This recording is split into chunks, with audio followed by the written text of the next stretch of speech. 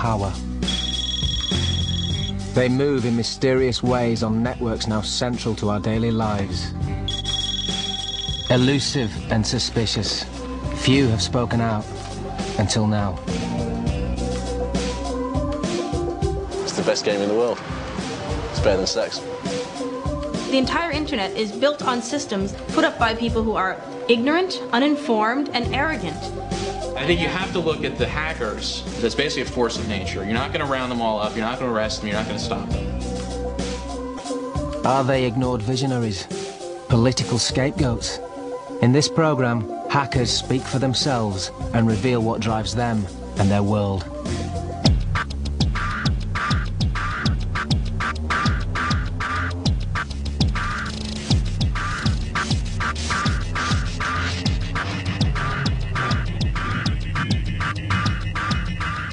Today's computer-driven world was pioneered by techno-geeks. Their vision of the internet was a utopian space of free-flowing code and ideas. The last thing they expected was the virtual reality shopping mall that cyberspace has become. Some hackers defy the system. They call themselves Black Hats. They're 21st century cowboys who will break the law to roam freely on the range of cyberspace.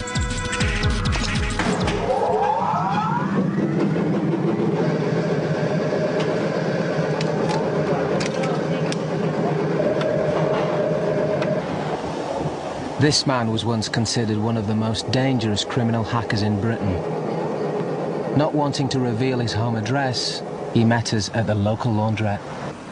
How do you do? I am glad you are here early. This is my uncle. He is working at home today. His work is very important to him.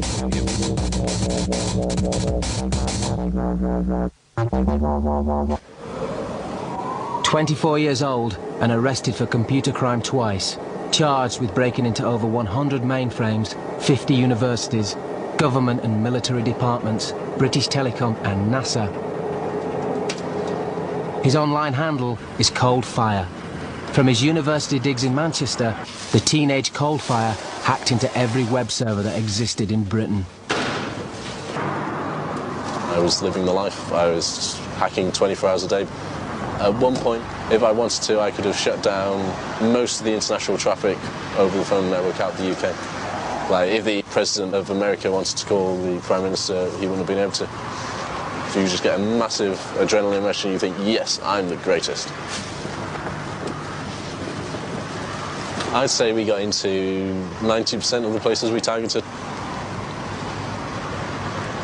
And very easily? Yeah. Within, from starting to attack somewhere, we'd usually get in within an hour, 2 hours, 3 hours. It's like the world's biggest crossword puzzle. But the clues keep changing, the answers keep changing. You've got to keep doing it. It's the intellectual challenge. It is an obsession, it's an addiction.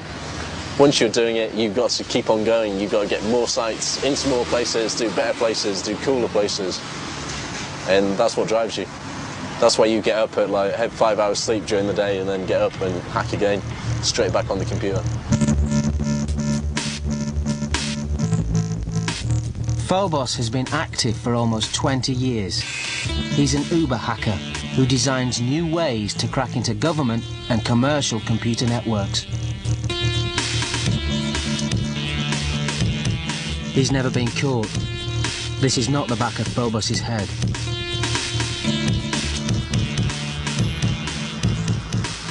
You might get up in the morning and you set a program going that's dialing a lot of numbers. You look at all the computers that you managed to snarf. Perhaps a retail outlet, perhaps a bank. You know, see if you've got anywhere good. You might spend a couple of hours trying to get into those. The meat and vegetables of your day, like, yeah, is going to be going around, I don't know, 20 educational sites in America and Britain and stuff, reading the email that you managed to steal, reading the police's email, yeah. I need to make sure I don't get caught.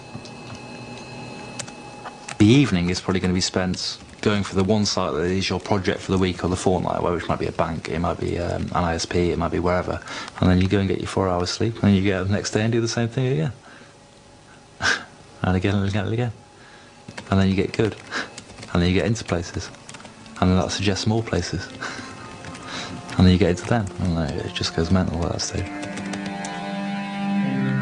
While black hat hackers are obsessives, hammering at networks 20 hours a day, their opponents, the sysadmins who work for the networks, are more 9 to 5. Much of the internet is easy meat for the dedicated black hat.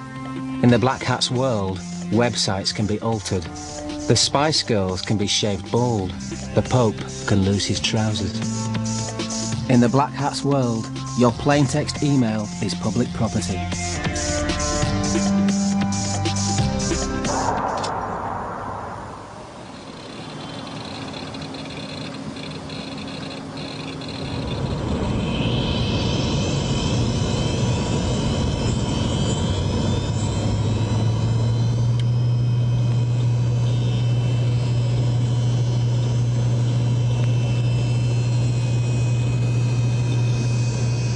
Cyberjunky.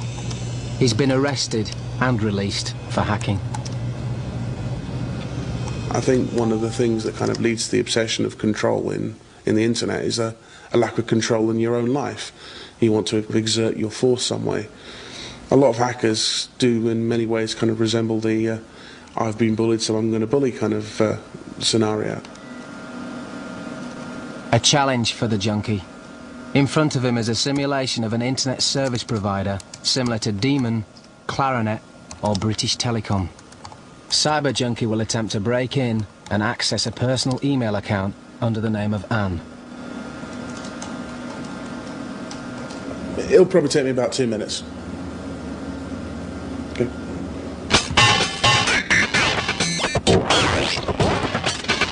I've got full access to the machine now. I'm running as user ID root, which is the super user, which gives me complete access to the entire system. And I've got the mailbox for a user called Anne open, and I've collected a credit card number from it.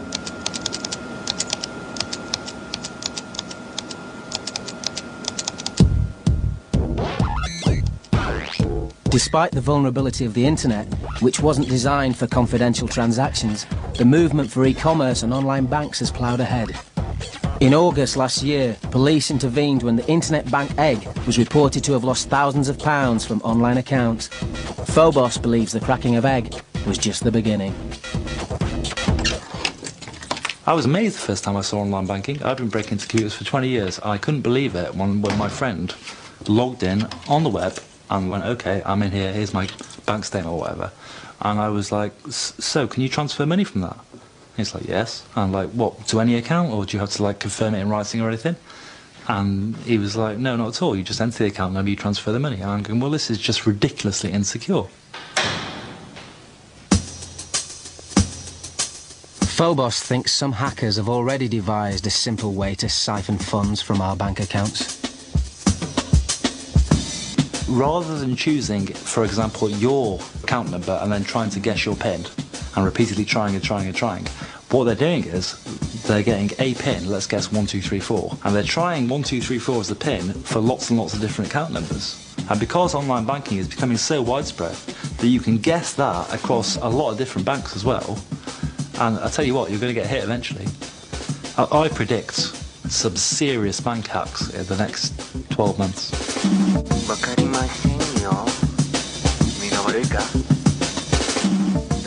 The easiest way into a computer network is by the front door.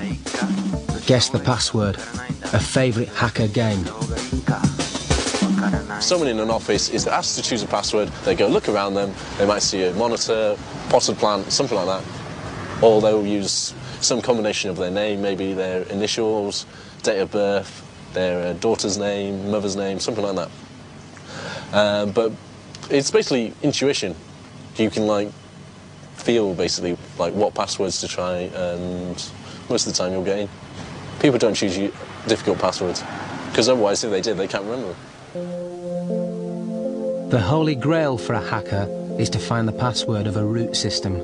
Root is the master key, controlling an entire computer network. but even some root passwords can be guessed easily. One time, I'd found a dial-up for a system, and it belonged to a major high street bank. And there's a account on Unix systems called root, which basically controls everything. And the root password on this system was control. User ID root, password control. That's it, you're in, you've got control. It was that simple. Meanwhile, Cyberjunky still has work to do. In his second attack, he must penetrate a simulated web server and deface a website. This is what the Pope and the Spice Girls have suffered. Once you're in a web server, a lot of hackers tend to find web pages, especially high-profile ones, and change them to display their own message. This is what we're going to do.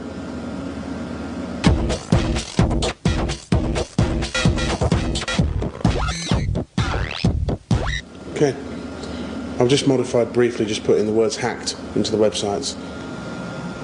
If a machine is vulnerable, it's that easy. That's how fast it takes you to break into it and set it up so you can gain access. Craving notoriety, Black Hats post a copy of their defaced website, like a cyber trophy, to attrition.org, a hacker's hall of fame which monitors attacks worldwide.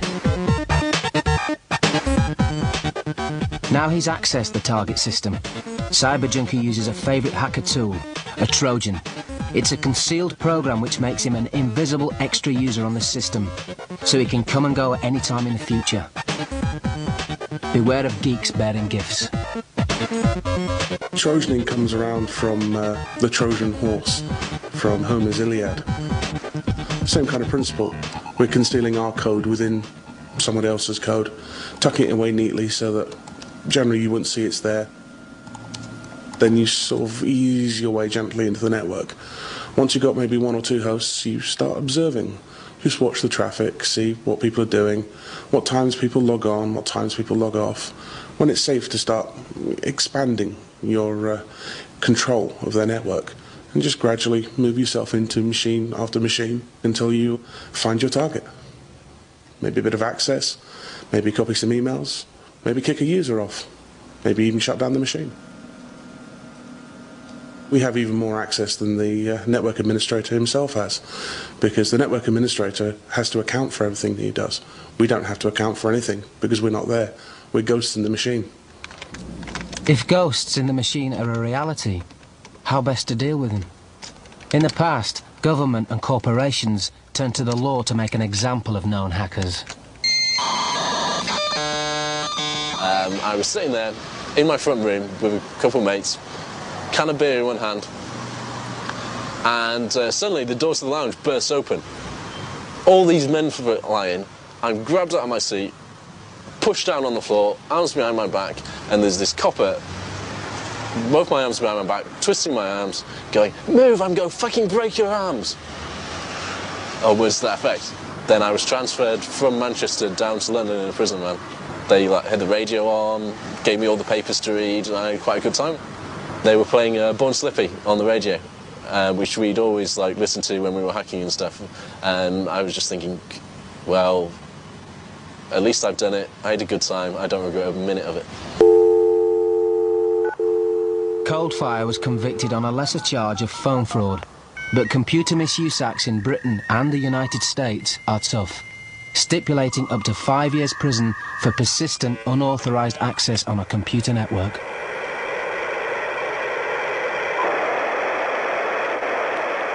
But prosecutions have been few and far between. Technical and extremely difficult to prove, they've rarely been successful. So if you can't beat them, maybe you join them. Former CIA spy Robert Steele holds the unconventional view that hackers are not the cause of the problem, but merely the symptom.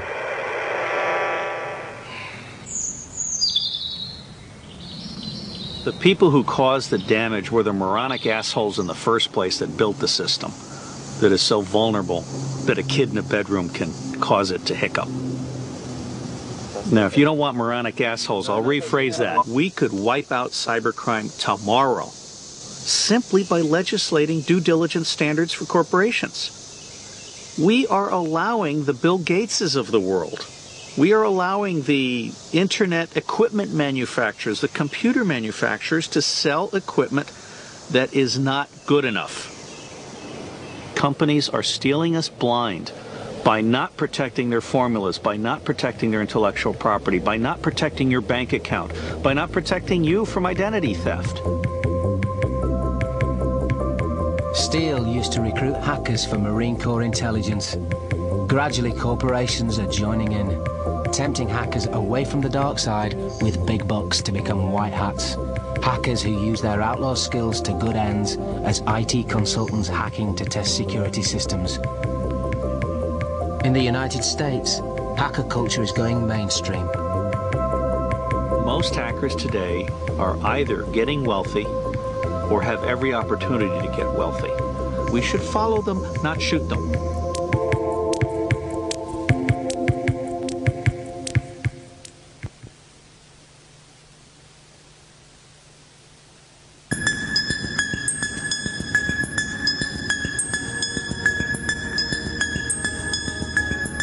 Today, getting access to a computer is easy. But that wasn't the case in the 1960s, when the first hackers took a swig of coffee and logged on. The original hackers were pimply computer science students at the Massachusetts Institute of Technology. Paul Taylor of Salford University has been writing about these hackers for almost 10 years. The power contained in a modern personal computer in the early days had to be housed in a huge big laboratory, you know, the size of this room. Access was very limited to these computers, and they wanted access, so they were called mainframe hackers. Then, as computers became more and more well-networked across the world, and with the personal computer revolution, the hacking community grew from outside MIT. And from the late 80s onwards, increasingly there's been a large social movement or a large social process whereby the establishment figures have sought to demonize hackers and make them into the big baddies. And I think it's occurred simultaneously with the realization that our computer systems are incredibly vulnerable. Who better to fix that vulnerability than the people who exposed it in the first place? While some hackers put on a black hat and raged against the establishment, others have chosen to help companies in cyberspace and become white hat hackers. Hackers are moving into an era when what they know is priceless. In times of consequential change, it's the mutants that save the world. I'm serious here. There's a very serious point. When you come to a revolutionary change in your circumstances, all of the good little boys and girls that kept their toenails clipped and didn't get dirt on their shirts and said yes mummy and no mummy and all of that stuff, they stand around in a panic not knowing what to do.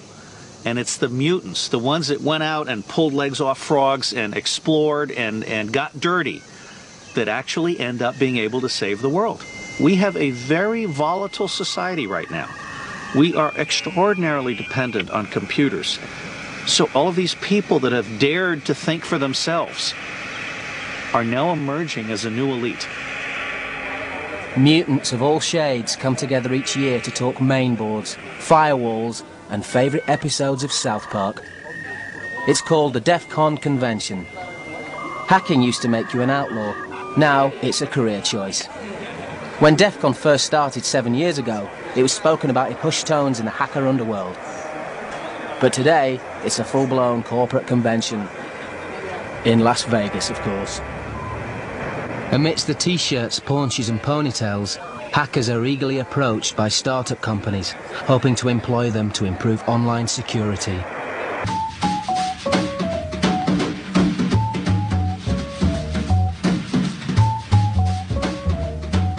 Even young hackers expelled from school now plan careers in the computer industry.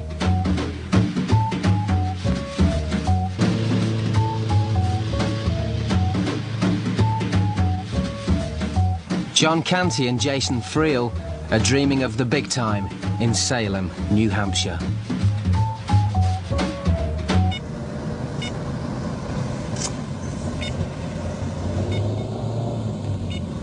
you're 17, 18, 19, and you're in school, and shit hits the fan. I did get caught doing a few things that were just kind of dumb and stupid, but not really destructive or anything.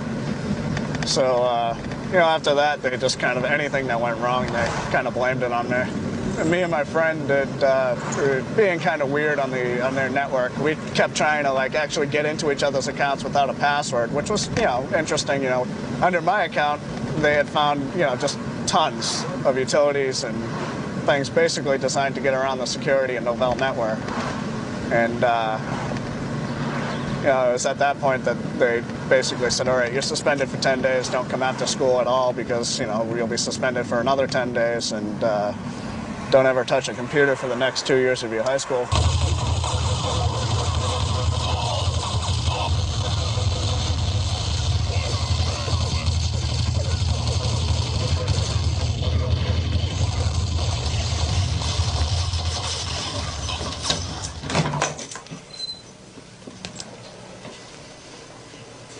Oh, this is the den. Our fridge. Have a beer. Above and beyond that, this is where the house of evilcomputing.net is. John and his friends, Jason and Greg, set up their group, Evil Computing Net, a few years ago.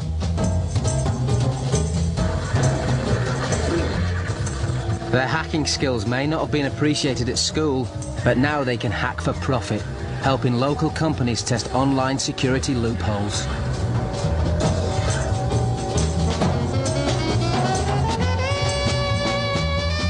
Hooked on hacking, they stay up till the early hours, sniffing out networks.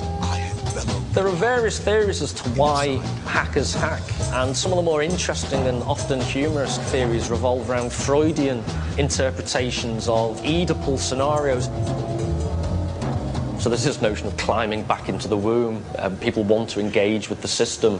There are also psychosexual theories whereby hackers want to penetrate systems, and it would perhaps partially explain why there are incredibly few female hackers. Maybe they don't have the same almost hardwired desire to penetrate systems like these adolescent, scarcely post-pubescent male hackers do.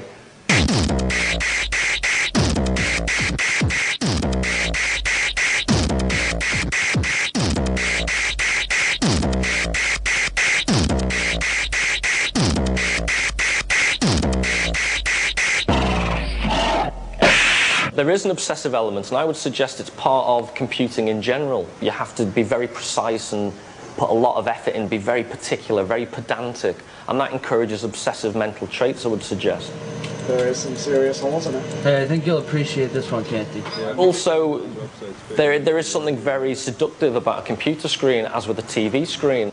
People browse the web, they'll spend 3 or 4 hours searching for something that's not that important, and when they eventually find it, it's like this massive, they've got the holy grail. And if you actually objectively analyse what they've done, they've been in almost like a trance for 4 hours and achieved very little, but you almost lose track of time. Now, if that can happen over something as banal and, low-key as web browsing, when you think you're trying to get into the Pentagon, it's quite obvious that, 8 hours later, you may not have realised even where you've been.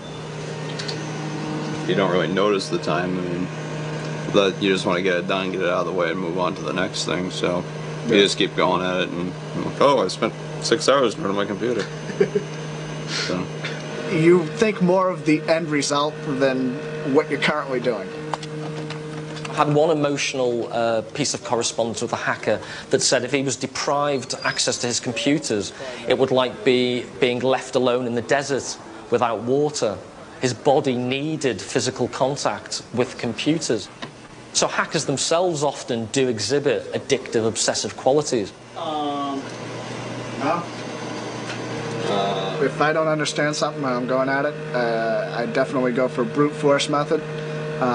Just go at it until you can figure it out. Yeah. Do everything wrong, right, and different until it works.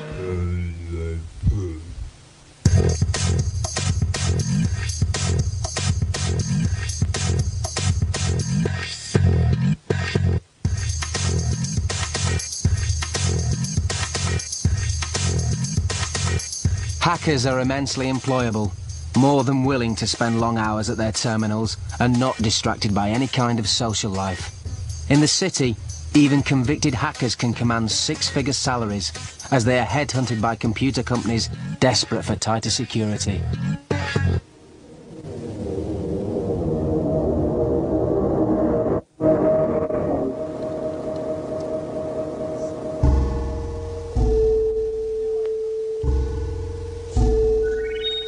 His handle is Tommy Pickles. Now in his late 20s, he's been obsessed by computers since the age of 8. Convicted in 1996 of computer crime, he now works for a broadband media company. This is comfortable. As their head of security. This is comfortable.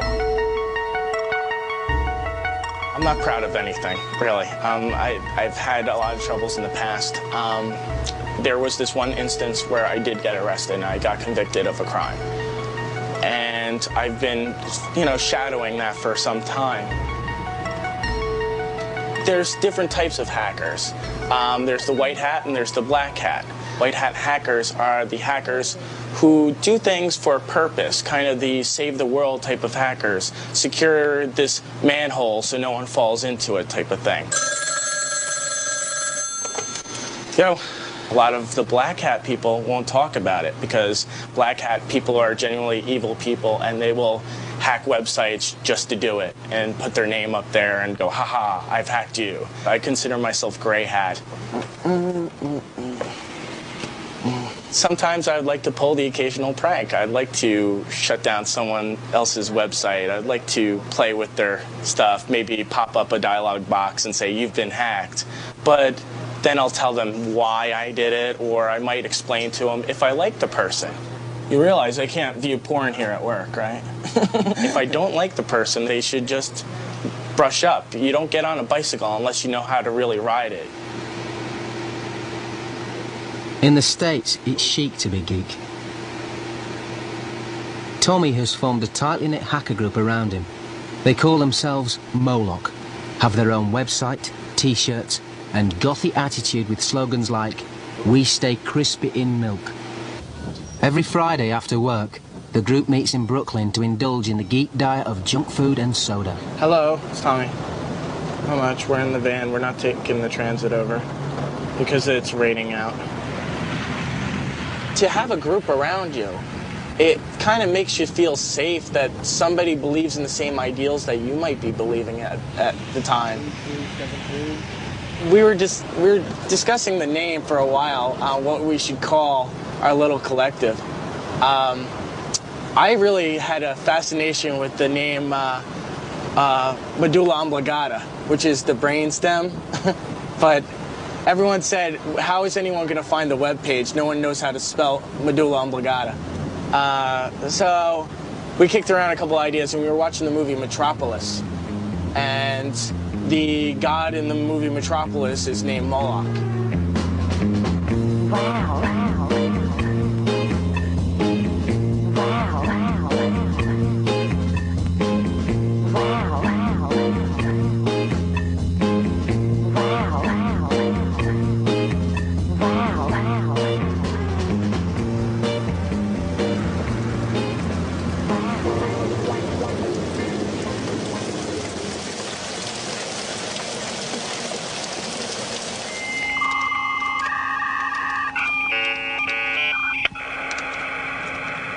Welcome to the new establishment.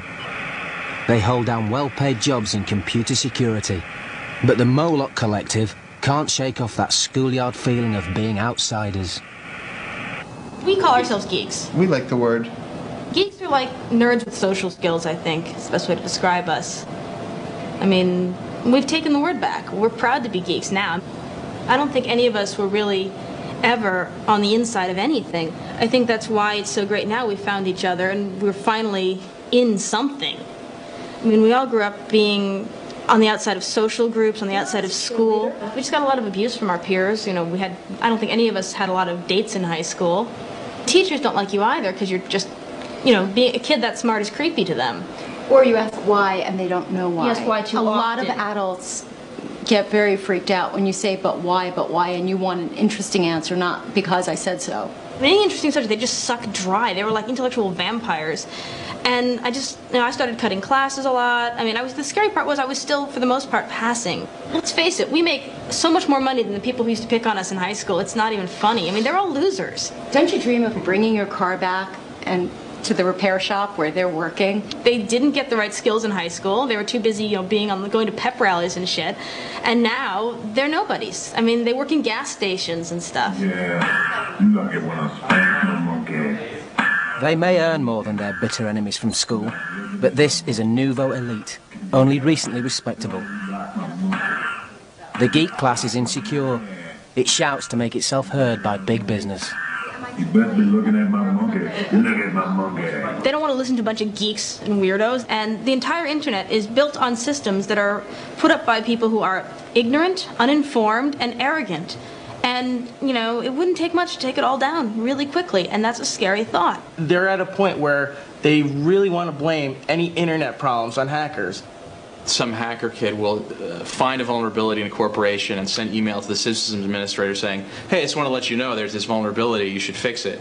And over again, this is like a stereotype almost, it's a cliche. The systems administrator will send email back saying, we're coming after you, you son of a bitch, how dare you probe our network, and it's that same corporate mentality of injured pride. It's easier to cry about the evil, bad hackers than to actually, take the proper precautions in the first place. It's just convenient. It's politically incorrect now to talk about minorities as being bad or to use sexism or any racial discrimination. But politicians can rail against hackers. They've decided to villainize us now. Because, at one point it was, the communists or, the Jews or whatever, and now it's the hackers. And it's frightening because, it's an exaggeration, I'm sure, but what's to stop them from starting to hurt us onto cattle cars? I'm sorry, that's a little bit over the top. I was exaggerating, of course. Yeah.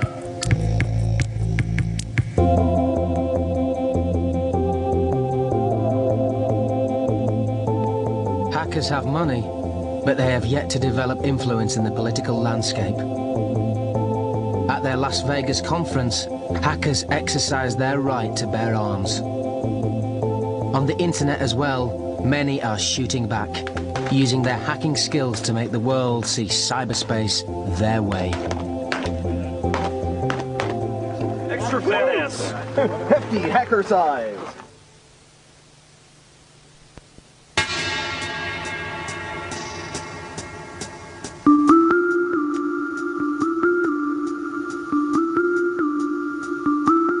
There is an alternative moral universe on the web. The hacker underground has its own moral code, and it has enormous power to make big business and government listen to its point of view. Hackers don't wave placards on the street. They can protest from home, deface a website with electronic graffiti, or crash a web server.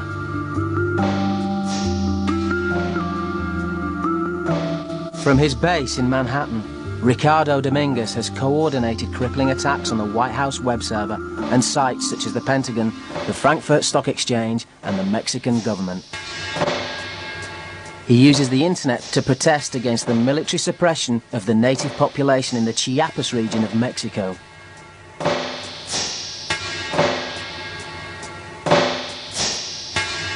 The Mexican Revolution. Taking the side of the Zapatista movement, which campaigns for greater autonomy in Chiapas, his group, the Electronic Disturbance Theatre, has waged war online. He calls it Digital Zapatismo. What we wanted to do is create a process by which a large community could gather together and sit down, following the traditions of Thoreau, Gandhi, Martin Luther King, ACT UP, and just create a symbolic disturbance based on the weight of that community. Que vale. Que viva Chiapas, que viva Mexico, que viva Zapata. There are times when the human community in the flesh has to stand on the superhighway for a brief period of time, like any civil disobedience, and say, ya basta, enough is enough. Ya basta. But how do you hold a sit-in on the web? Dominguez turned to Carmen Karasic, a former hacker and programmer. Karasic helped write FloodNet, the software that has become the main weapon of the electronic disturbance theatre. FloodNet automated the process of striking the reload key on a website. People on their home PCs could download a website automatically every 7 seconds. With sufficient users online working together, this would soon overload a target website. FloodNet is a Java applet which reloads the refresh button over and over based on the number of people who participate on the action. It's like a little wheel, which is the applet, and it hits the button over and over and goes, "Can I have information?" Website goes, "Yes." "Okay, here you go." "Hello, can I have information?" "Yes, here you go." "Hello, can I have information?" "Hello, can I have information?" "Hello, can I have information?" "Hello, can I have hello, can I have information?" "Can I have information?" "Can I have more?" And then finally the server says, "I can't give out any more information right now." I think if you're going to make some sort of political statement in cyberspace, it should be a collective statement. It should be a statement that is not just my opinion, but a statement that's multiple thousands of people's opinion. In 1998, targeting the website of the President of Mexico to protest about Chiapas, Dominguez organized a mass online sit-in through FloodNet. We started the action. It was a 4-hour action, and during those 4 hours, some 38,000 people around the world joined, and many people around the world got the message from President Cedillo's website saying, "At this moment, too many requests are taking place. Please come back later." With the cyber squatting of FloodNet, electronic disturbance theatre has pioneered a whole new arena of protest. Online electronic civil disobedience. A mix of hacking and activism known as hacktivism. One of the things that cyberspace does is it brings individual power to anyone who cares to learn the technology. If you want to do it, you can do it. And that's the sort of leveling of the playing field that I'm sure really scares the hell out of governments. Because we basically put the tools in these individuals' hands to do whatever they want with them, and we're able to mobilize people at a global level at a moment's notice. 1998 was the dawn of cyber war. In April, the Electronic Disturbance Theatre launched a 24-hour attack on the Pentagon to continue its protest against the Mexican government. To their surprise, the Pentagon took the attack so seriously, it decided to strike back at the hackers by launching a hostile program at each of its tormentors to crash FloodNet. This was the first act of offensive information war that had ever occurred that we know of publicly. The Pentagon broke a law called the Posse Comitatus Law, which means that the government cannot use the Navy, the Army, or any intelligence against the civilian population in the United States. And they were attacking civilian servers here in New York City. It also was overkill by far for what we were doing. Of course they're scared. They're not in control anymore.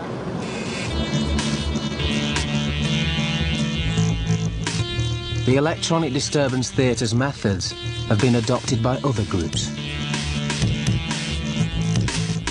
In the battle in Seattle in 1999, the protesters against the World Trade Organization conference not only coordinated their street demonstrations via the internet, they attacked the WTO web server and brought it to a standstill. A more human face needs to be put on the global economy. This is what happens to the corporate democracy.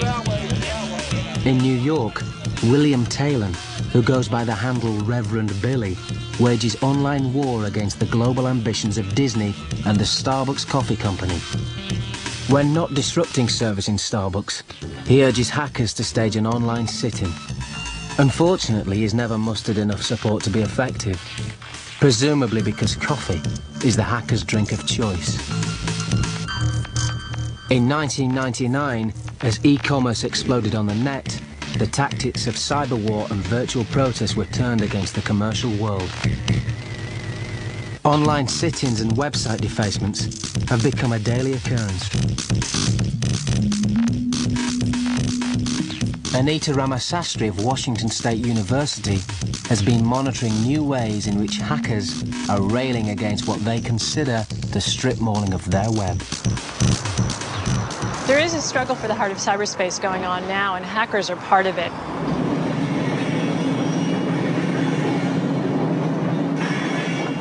One has to remember that the internet, when it started, was a widely open architecture that was really unregulated. Perhaps the Wild West, but one would say that the freedom really created innovation, freedom, the idea of open code or programs that everybody had access to. And now you have increasing numbers of corporations who not only have used the internet, but are copywriting and patenting everything that's there, from the material that's published to the technology and the programs that one uses to access the information. And so you're seeing a backlash against that. Really, they're fighting for the soul of the internet. Should the internet be owned by corporations where you almost have to pay a toll to get onto the information superhighway? Or is the internet free? Is it a public library where everyone can check out a book and have free access? And I think hackers would say it should be free. Hackers have defaced commercial sites like Kriegsmann Furs and the American domestic airline ValueJet. The Pope's Christmas message has also provoked attack. The news is the Vatican has just hired a hacker to prevent further embarrassing security breaches. Even God hires hackers. The hacktivism that you see is really about not just any corporation, but about companies who violate or sort of breach certain codes of the internet, or netiquette, as some people say. The Electronic Disturbance Theatre stepped into the debate about internet freedom in one celebrated domain dispute. eToys.com with an S aggressively attacked eToy.com, a net art group from Sweden that had existed since '94. But of course, '99 was the year of e-commerce. And this Goliath emerged saying that eToy.com without an S was disturbing millions and millions of dollars worth of value because people accidentally forgot to put an S. And they shut down the group using a U.S. court. But what eToys.com didn't realize was that there was already an electronic civil disobedience movement. And we started a 12 days of Christmas action against eToys, where we declared we would do a virtual sit-in that would bring eToys stock down to zero. And by January 15th, eToys.com had relented, had given back eToy, the art group, their name, their domain, would pay for all the court costs, and promised never to bother another net art group again.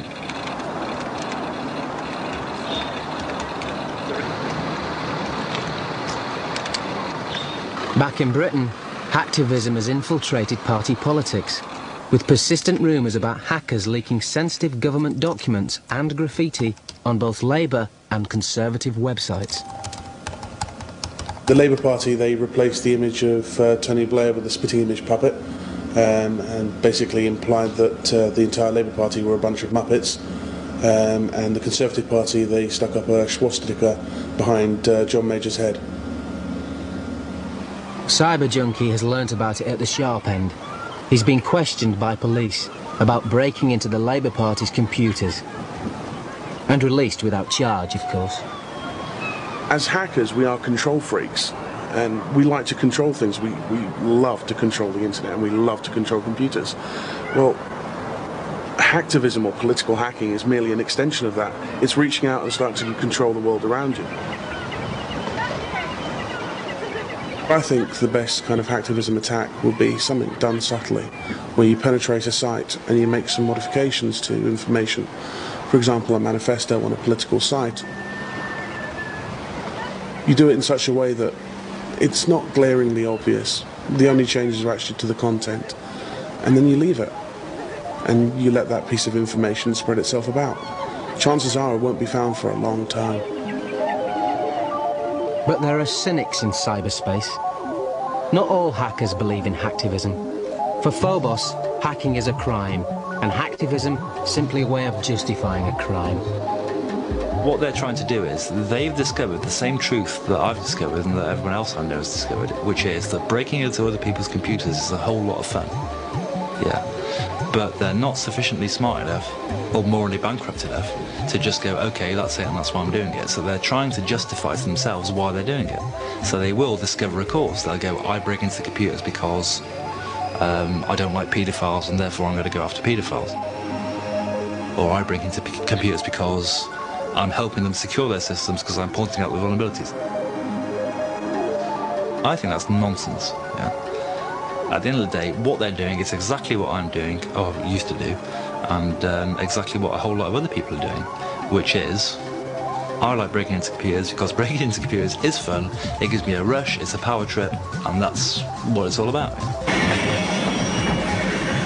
I think it's about getting what you want to get, doing what you want to do, and then vanishing again and not getting caught. Some do it for a weekly wage. Some do it for a cause. But the common thread that links all hacking is the electric thrill the first computer science students felt when they broke into early mainframes. The thrill of unauthorized access, exploring secret data and pitting your wits against the system. For Coldfire, a black hat hacker who did get caught, hacking serves no other purpose than selfish pleasure. No excuses. I wasn't doing it for like any kind of cause. I did it because it was fun, it made me feel good, it gave me an adrenaline rush, and I enjoyed it. It's about abuse of trust, really. People do not expect someone to come wandering along and break into their computer. Hackers are antisocial people. They invade people's personal and business space. You can't really support that. But it's not right to hack at the end of the day. We do it because it's good fun, but it's not right.